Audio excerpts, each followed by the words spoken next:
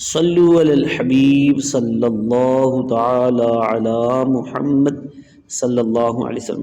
فرمانے آخری نبی صلی اللہ علیہ وسلم، اس مہینے یعنی رمضان المبارک میں 4 باتوں کی کثرت کرو، ان میں سے 2 ایسی ہیں جن کے ذریعے تم اپنے رب کو راضی کرو گے، اور بقیہ 2 سے تمہیں بے نیازی نہیں ہے۔